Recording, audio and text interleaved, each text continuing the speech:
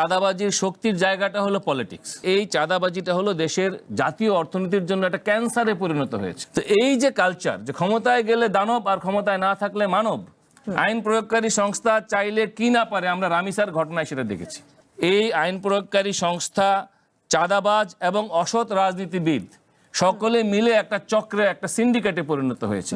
সাতক্ষীরা থেকে ঢাকায় পণ্য আনতে একটি ট্রাককে 6 জায়গায় চাঁদা দিতে হয়। সেখান থেকে পণ্য এনেছে সেই পাইকারকে চাঁদা দিতে হয়, এমনই এক অভিজ্ঞতার কথা জানিয়েছেন এক ট্রাক চালক মোসলে উদ্দিন। এই জায়গায় চাঁদা দেবার কারণেই কি পণ্যের দাম বাড়ছে কিনা সেই সাথে একটু জানতে চাই হাসান তারেক চৌধুরী, আপনার কাছে প্রশ্নগুলো করছিলাম। যে সড়ক ও যোগাযোগ মন্ত্রী বলেছিলেন চাঁদা নয় সমঝোতা, যেটি নিয়ে তর্ক সৃষ্টি হয়েছিল। চাঁদাবাজি এখন না বলে এই যে সমঝোতা কিংবা সমন্বয়, এই যে ব্যবসা বাণিজ্যে যেগুলো দেখছি আর কি, যে সমন্বয়, এই সব নাম দিয়ে কি চাঁদাবাজিকে গ্রহণযোগ্য করার একটা নতুন পায়তারা কিনা, কি বলবেন? ধন্যবাদ আপনাকে, আমার সহ আলোচকদেরকে শুভেচ্ছা। দেখেন, আসলে চাঁদাবাজি তো কেউ সমর্থন করতে পারে না, বিশেষ করে আমরা যারা পেশাজীবী। এখানে আমরা যে তিনজন বসে আছি, তিনজনই পেশাজীবী এবং আমরা পেশা করেই জীবিকা নির্বাহ করি। কিন্তু যারা চাঁদাবাজি করে জীবিকা নির্বাহ করে, এইটা আমাদের আইন সমর্থন করে না, আমাদের নৈতিকতা সমর্থন করে না এবং আমাদের সামাজিক বাস্তবতাও এটাকে সাপোর্ট করে না। তাহলে এটা কেন টিকে আছে? এর উত্তরটা নতুন কিছু নয়, এটা পুরনো আনসার। সেটা হলো এই যে চাঁদাবাজির একটা রাজনৈতিক মদত থাকে। তাদের চাঁদাবাজির শক্তির জায়গাটা হলো পলিটিক্স। যতক্ষণ পর্যন্ত চাঁদাবাজির পেছনে পলিটিক্যাল মদত থাকবে, সেটা সেই দলের নেতার অনুমোদন সহ কিংবা অনুমোদন ছাড়া যেভাবেই হোক। এবং আমরা দেখেছি আমাদের দেশের বিভিন্ন শাসনামলে যে ধরা পড়লে বহিষ্কার আর না ধরা পড়লে পুরস্কার, এই হলো চাঁদাবাজদের ক্ষেত্রে নীতি। তো এই নীতির তো বদল হতে হবে, এই সংস্কৃতির বদল হতে হবে। এবং আপনি দেখেন যে টিআইবি এবং আমাদের দেশের যতগুলো ব্যবসায়ী সংগঠন আছে, বিশেষ করে ডিসিসিআই, তারপরে এমসিসিআই বা চট্টগ্রামের যে ব্যবসায়ী সমিতি আছে, এই চেম্বারগুলো কিন্তু বারবার বলেছে, চেম্বারগুলো কি আমাদের শত্রু, জনগণের শত্রু? নিশ্চয়ই না। তারা এই দেশে ব্যবসা চালায়, ব্যবসায়ীদের স্বার্থ রক্ষা করে, দেশের অর্থনীতিতে অবদান রাখে। সেই ব্যবসায়ী সংগঠনগুলো এবং টিআইবি যৌথভাবে বলেছে যে বাংলাদেশে চাঁদাবাজির যে ট্রেন্ড, যেটা আমার সহ আলোচক শান্ত ভাই বললেন, মানে তুলনামূলক আলোচনায় যদি আমি যাই, সেটা হলো যে আমাদের ট্রেন্ডটা কিন্তু বাড়তির দিকে, চাঁদাবাজির হারটা বাড়ছে। এবং সেটা তারা বলেছে যে 20 থেকে 50% পর্যন্ত ক্রমান্বয়ে বেড়ে বেড়ে এই জায়গায় এসেছে। ফলে আনসারটা, মানে চিত্রটা কি দাঁড়ালো?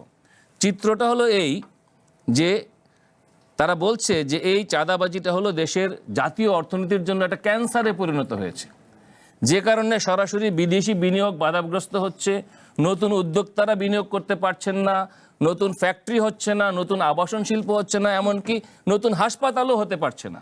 অর্থাৎ যাই আপনি করতে যাবেন সামষ্টিক অর্থনীতির জন্য, সব ক্ষেত্রে আপনার চাঁদার পাহাড় এসে, চাঁদার দানব এসে হাজির হয়। আমাদের বর্তমান প্রধানমন্ত্রীর যে রাজনৈতিক অঙ্গীকার এবং ওনার রাজনৈতিক কালচারে এবং ওনার ব্যক্তিগত জীবনাচরণে যে ইতিবাচক পরিবর্তন আমরা দেখতে পাচ্ছি, দুঃখজনক হলেও সত্য, সেই ইতিবাচক পরিবর্তনের আসর ওনার দলে সেইভাবে পড়ে নাই। যার ফলে তৃণমূলে কর্মীরা যেভাবে এতদিন অভ্যস্ত হয়েছিল, শাসক দল হিসেবে আমি বলবো, অর্থাৎ শাসক দল হিসেবে তার একরকম চেহারা, আর নির্যাতিত বিরোধী দল হিসেবে তার আরেক রকম চেহারা হয়।